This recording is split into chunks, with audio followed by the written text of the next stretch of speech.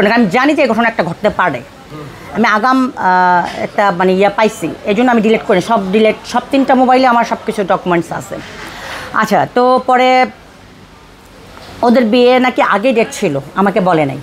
কিন্তু আমি যখন নারায়ণগঞ্জে মিটিং করি, রাকিব ভাই, আমি আর রাসেল মিয়া, তখন রাকিব ভাইয়ের একটা পেমেন্ট দিতে হয়েছে। পেমেন্টের সময় আমি টাকাটা দেবো, যখন আমি বসছি একাই, রাসেল, আমি আর রাকিব ভাই, আবারও দীপজলের বাড়ির পরে আবারও আমি বলছি, ভাই তুমি বিয়েটা করো না, তুমি 6টা মাস সময় নাও, কারণ তুমি নাটক করতে, সিনেমা করতেছো, তোমার সিনেমাটা আগে পাবলিশড হোক, একটু টাকা আর্ন করো, তারপরে তুমি বিয়েটা করো।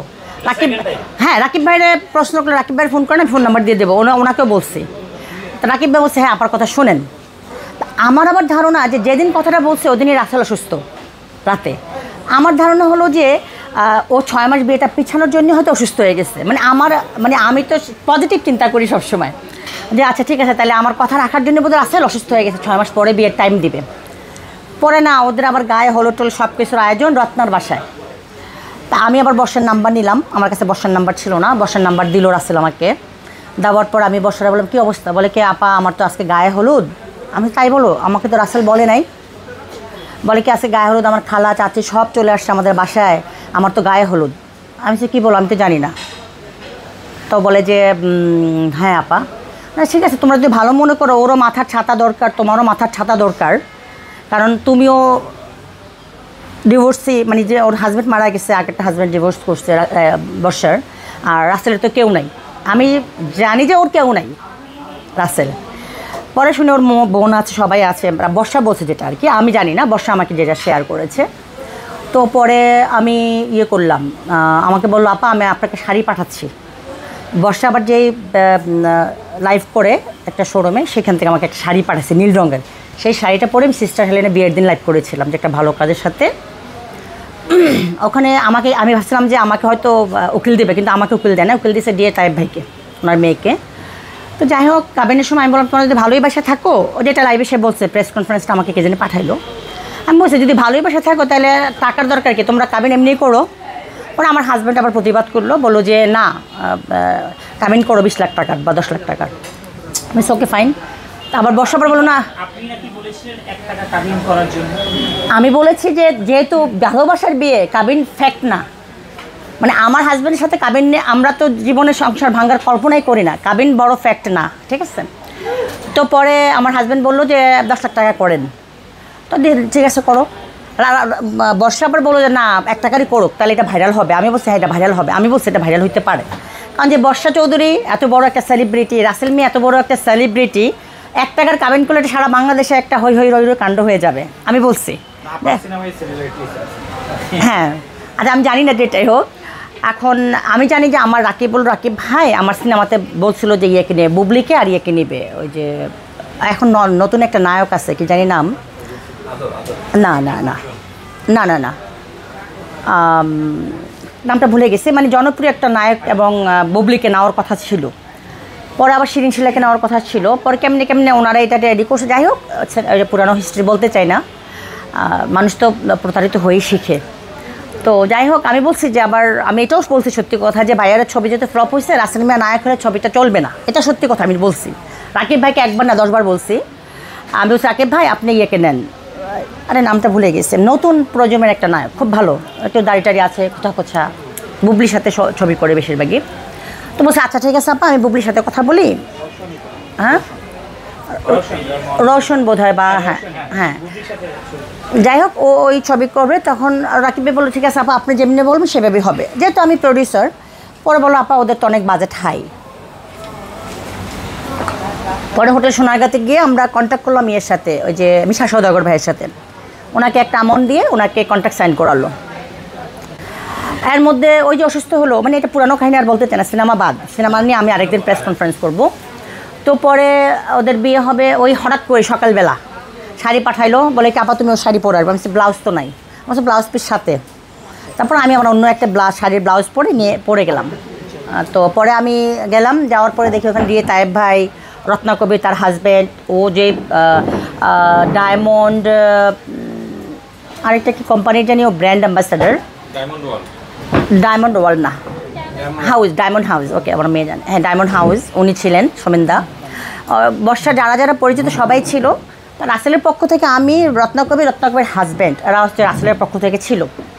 কিন্তু আলটিমেটলি ও দিয়েছে, উকিল দিয়েছে হচ্ছে দিয়ে তাই ভাইয়ের মেয়েকে, ঠিক আছে, ওকে দিল। তারপরে বিয়ে হলো, আমি লাইভ করছিলাম, স্টার গল্প আসছিল, আর কয়েকটা চ্যানেল আসছিল, তুমি ছিলাম, আচ্ছা, তো ছিল।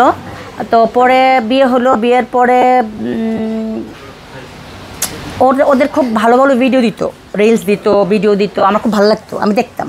আমি এমনি কাউকে ফলো করি না, মানে আমি কারো পেজকে ফলো করি না, আমার নিজের পেজ তো অনেক, আমার 14-15টা পেজ আমি ফলো করি, কিন্তু আমার এখানে আমি ইচ্ছা করে ওখানে যেতাম, যে আমি ওকে, ও বর্ষা তখন আমার ফেসবুক ফ্রেন্ড না, পরে নিয়েছি, আমি রিসেন্ট নিয়েছি। তখন আমি বর্ষার ভিডিওগুলো দেখতাম, আমার ভালো লাগতো, আমি সে বোন তোমরা ভালো থাকো, আমি অনেক জায়গায় কমেন্টও করেছি, নর্মালি আমি কমেন্ট করি না, খুব কম করি, রিল টিল বানাতো। পরে মাঝে মাঝে দেখতাম যে আবার কঠিন স্টেজটা দিত। পরে একদিন ফোন করে খুব কান্নাকাটি করলো বর্ষা, যে আপা ও আমাকে এই করছে, সেই করছে, মারছে, ধরছে। আমি যে কী বলো, গত 3 মাস যাবত কিন্তু বর্ষা আমার সাথেই, প্রতিদিন রাত্রে সকালে বিকালে ওর সাথে অ্যাটাচ থাকে, আমরা একসাথে খাইতেছি, আমাদের বাগানবাড়িতে ঘুরতেছি, নারায়ণগঞ্জ অফিসে যাচ্ছি, আমার মিরপুর অফিসেও লাইভ করতেছে, ও গত 3 মাস যাবত আমার সাথেই। তো ওই গল্প করতে করতে অনেক গল্প বললো, ও নির্যাতনের গল্প বললো, যে রাসেল আমাকে এইভাবে এই করতেছে, ওই করতেছে। এর মধ্যে একটা ভিডিও ছাড়ছিল, টাকা চাওয়ার ভিডিওটা। তো আমি বললাম যে তুমি যদি সংসার, বর্ষা কিন্তু মেয়েটা আসলে সত্যিকার অর্থে ওকে ভালোবাসে, এটা হচ্ছে ইউনিভার্সাল ট্রুথ, যে বর্ষা রাসেলকে ভালোবাসে, এবং ভালোবাসে বিধায় ও একটা ভয়েস দিছে আমাকে, যে আপু আমি তোমার মতো নারী এই পৃথিবীতে দেখি নাই, তুমি যেইভাবে নির্যাতন করি তোমাকে আমরা, মানে রাসেল বর্ষা দুজনে আমাকে নির্যাতন, মানে আমি মানসিকভাবে আসলে অত্যাচারিত, কারণ সারাক্ষণ যদি একটা পরিবার আমার কাছে এসে পড়ে থাকে তাদের সমাধানের জন্য, তখন কিন্তু একটা মানুষের পরিবার, ব্যবসা বাণিজ্য বলতে কিছুই থাকে না। তা আমার মেয়ে আমাকে বলে, আমার বোন আসছে বিদেশ থেকে, সব আমাকে বলে আপা থাক, একটা মেয়ে তো বিপদগ্রস্ত, তুমি একটু ঠান্ডা মাথায় ওকে হ্যান্ডেল করো। রাসেলের সাথে আমার খুব কম কথা হয়, যখন বর্ষা আসে, বর্ষা আসলে আমি ফোনটা করি রাসেলকে, কিন্তু রাসেল সবসময় নেগেটিভ, বলে যে না আমি সংসার করবো না আপা, করবো না, কারণ আমি ওকে যে একটা দেখে বিয়ে করেছিলাম, ও এটা না, ও সংসার করবে না। আমি বলছি ভাই দেখো, বিয়ে তো মানুষের 1 দিন 2 দিনের সংসার না, বিয়ে যেহেতু করছো তুমি সংসারটা করো, আর বর্ষা তোমাকে ভালোবাসে, তোমাকে বর্ষা সত্যিকার অর্থে ভালোবাসে। এবং আমার 29শে আগস্ট আমার জন্মদিন ছিল, আমি ছিলাম কুমিল্লাতে, ওই ব্রাহ্মণপাড়া বুড়িচং, এক নাগারে অনেক দিন ছিলাম। তখন আমার বাসায় ওরা খাবার দাবার নিয়ে, কেক টেক নিয়ে, বর্ষা, সমিন্দা, রাসেল মেয়েও আসছিলো। ওই ভিডিও টিডিও ছাড়িনি আমি, ওই বন্যা হয়েছে তো এখন সব ভিডিও ছাড়তে পারি না। তখন ওরা আসছে, গিফটও নিয়ে আসছে, বর্ষা আমার জন্য, সমিন্দা আমার জন্য একটা ডায়মন্ডের লকেট নিয়ে আসলো, কেক টেক কাটলো, ভালো। এবং যখনই ওরা ঝগড়া হয়, আমি উকিল না, তারপর আমি মিলাই দেওয়ার চেষ্টা করতাম, যে ঠিক আছে, কারণ বর্ষা ভালোবাসে এটা, মানে মাঝে মাঝে বলতো তোমার বাইক এনে দাও আমার কাছে, আমি ঠিক আছে তুমি ধৈর্য ধরো, এই বিষয়টাও কিন্তু বলছে ধৈর্য ধরো। বাট এই লাস্ট বিষয়টা ঘটছে হচ্ছে বসুন্ধরা সিটিতে, ও একটা লাইভ করতেছিল, ওরা কিন্তু সংসার করতেছিল খুব ভালোভাবে, বসুন্ধরা একটা গোল্ডের দোকানেও লাইভ করতেছিল। সেই লাইভের মধ্যে কোনো এক মহিলা ওকে যে অনেক বিশাল একটা ইনসাল্ট করছে, একটা স্বর্ণকারের দোকানের মালিকের বউ, তার কাছে নাকি টাকা পাবে বর্ষার কাছে, ওইখানে যায় লাইভের মধ্যে বর্ষার মোবাইল টান দিয়ে নিয়ে গেছে, নিয়ে যেয়ে পুরা বসুন্ধরা দৌড়াদৌড়ি শুরু করছে, সমস্ত গোল্ড মালিকরা আসছিল, অনেক কিছু হয়েছে, অনেক ঘটনা। আমি পুরা ঘটনা শোনার সময় পাইনি, কারণ আমি অসুস্থ আসলে টান দিতে গিয়ে। পরে ও আমাকে অনেক ভিডিও পাঠাচ্ছে, আমি তখন বাহিরে, ও আমার বাসায় আসছে, রাত্র 12টা 1টা পর্যন্ত অপেক্ষা করতেছে, একটু পর ভিডিও পাঠাচ্ছে, কাঁদতেছে, আপা আমাকে বাঁচাও, আমি বাঁচবো না, আমি একদম না, চুপ, মানে আমি সবসময় সান্ত্বনা দিতাম। পরে আমি ওরা বুঝাইছিও, পরে ও আসছে, আমি বাসায় আসতে, ও তো আমার বাসায় খায় না, ও এমনও হয়েছে 3 দিন 4 দিন খায় না। পরে আমি ওরা খাওয়াইতাম, নলা দিয়ে খাওয়াই দিছি, অফিসে হয়তো আমার ম্যানেজারকে বা আমার বডিগার্ডে বলতাম 2টা ডিম নিয়ে আসো, ডিম খাওয়াই। হ্যাঁ, গত 3 মাস যাবত এরকম কিন্তু চলতেছে। তা আমি বলছি যে দেখো বোন, তুমি তোমার নিজেকে ভালোবাসো, তোমার 2টা বাচ্চা আছে, বাচ্চাকে 2টা ভালোবাসো, তুমি নিজে অনেক বড় একটা সেলিব্রিটি, তুমি আমার হেলেন্সের দায়িত্ব নিয়ে হেলেন্সটা চালাও, আমি মাল কিনে দেই, তুমি যেহেতু এটার অ্যাম্বাসেডার, এটা চালাও, তুমি জয়যাত্রা টিভিতে বসো, টকশো করো, মানে আমি যত রকমের পজিটিভ থিঙ্কিং আছে বলছি, যে তুমি এটা চালাও, এটা করো, তোমার নিজেকে ব্যস্ত রাখো, তুমি একজনের পিছনে তোমার লাইফটা নষ্ট করো না। কারণ তুমি বারবার মারতেছে, বলতেছো, তোমাকে মারছে বলে নাকি আমাকে বললো, আমার অনেক সময় ভয়েসও পাঠাইছে, দেখো কি বলে তোমার ভাই, ভয়েসগুলো আছে।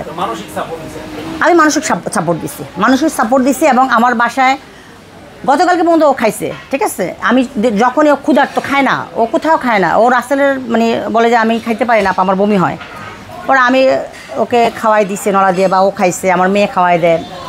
তো আমার এখানে ঘুমাইছে, আমার বাইগান বাড়িতে থাকছে, আমি সাথে রাখছি, কেন আমার সাথে থাকলে সকল ভালো থাকে। যেদিন ফার্স্ট লাইভ করলো, যে কানলো, অনেক হিজাব পরে কানলো, আল্লাহর কথা বললো, ওই দিন রাত্রে আমার বাসায় অনেক গেস্ট, বিদেশি গেস্ট। পরে বলতেছে আপা কই যাবো, খালার বাসায় যাবো। আমি বলছি না, তুমি তোমার বাচ্চাদের কাছে যাও। রাসেল নাই তখন, রাসেল কিন্তু তার বাসায় চলে গেছে আলাদা বাসা করে। আমি বলছি বাসায় যেয়ে তোমার বাচ্চাদেরকে সময় দাও। তো বলে কি আচ্ছা ঠিক আছে আপা যাই। আমি কান্দাকাটি করবা না, খাওয়াই দিচ্ছি আমি ওই দিন রাতে, পরশু দিন রাতের কথা বলতেছি। তখন সে বাসায় যেয়ে দেখলাম সকালবেলা, আমি আবার ওর লাইভটা দেখার সময় পাই না, তো ব্যস্ত থাকি। ও আমার মেয়ে বললো বর্ষান্টি তো লাইভে গেছে। পরে আমি লাইভটা দেখলাম, ও কান্নাকাটি করে আল্লাহর কথাই বলছে, খারাপ কিছু বলে, রাসেলের কথা বলে নাই, কারো কথাই বলে নাই। আমি ওকে বুঝেছি, দেখো সংসার তুমি যে সত্যিকার অর্থে ভালোবাসো, সংসার করতে হলে অনেক কিছু বুঝে শুনে মেনেই সংসার করতে হয়।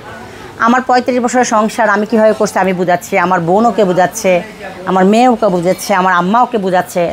আর আমি বলছি তুমি সব কিছু সবাইকে শেয়ার করবা না, সংসার করতে সব কিছু সবাইকে শেয়ার করা যায় না। তো ওর মাকেও শেয়ার না করে বলছে আল্লাহ পরে আমি আপা তোমাকে বিশ্বাস করি, তোমাকে মানি, ও বলছে এটা। তো আমাকে সব কিছু শেয়ার করতো।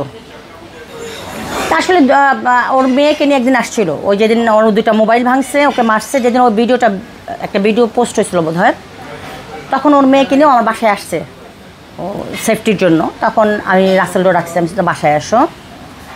তো দুজনে আমার সাথে প্রমিস করছে ওরা ঝগড়া করবে না, ওরা আর